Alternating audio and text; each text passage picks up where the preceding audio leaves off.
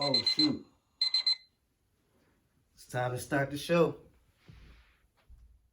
What's up, everybody? This is Johnny coming at you live for the first video. This is the gray area. Now, the first thing I want to talk about on today's episode is self-love. I woke up this morning, looked at myself in the mirror and said, "You are handsome and I love you." You laugh, but did you do that to yourself today? If you didn't, it's never too late. So something that I hear a lot of people talk about is self-love. People start or tend to become full of themselves. They become what they would like to call selfish.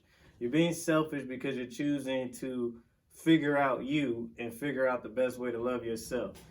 And I'm here to tell you that that is completely unfair.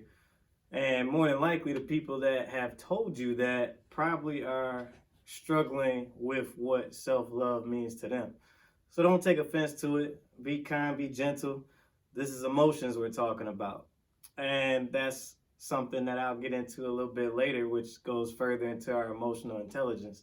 But today, like I said, it's all about love. Something that I feel you need to know about developing that self-love is you have to find all of those cuts, all of those bruises, and all of those dark spots all over you, both outside and in.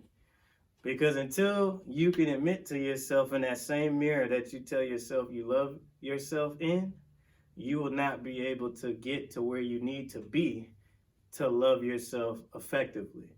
Loving yourself in its entirety has every bit to do with loving those flaws that we all tend to hide and cast shadows over as well. It is a process. It's something that I work on or try to work on every day. But the moment you start to put some of those things in places or in certain places for yourself, that's when you can roll into the love for others or extending that self-love onto others. Because I've always said, how are you supposed to love somebody else effectively if you struggle loving yourself? Very important. Just like a lot of things, you have to kind of start from within before you can start extending yourself onto others. Because their lives and their emotions, they're their own projects. So you'll never be able to fully intertwine yourself and come through that middle, that gray area with somebody else when it pertains to love, if you don't know who you are and how to love yourself.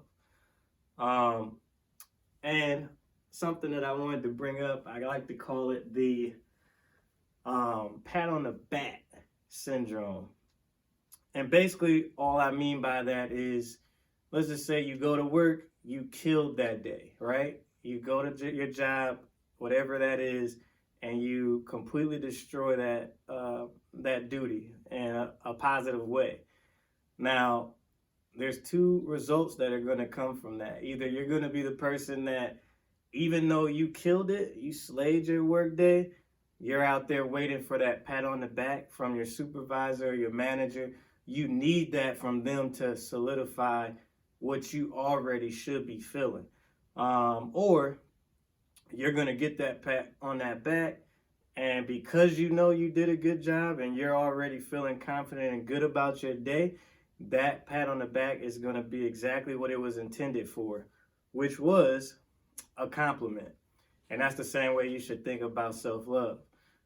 Nobody can tell you that they love you and that means something to you unless you know that you love yourself. You can't take love from others if you can't accept the love that you're supposed to be giving to yourself. Am I right? Well, maybe not, but that's where the comment section comes in. So if you got anything that you want to bring up, you can chat with me. Otherwise, I would love to see some ideas and some topics that you would love to hear my take on. And once again, this has been The Gray Area.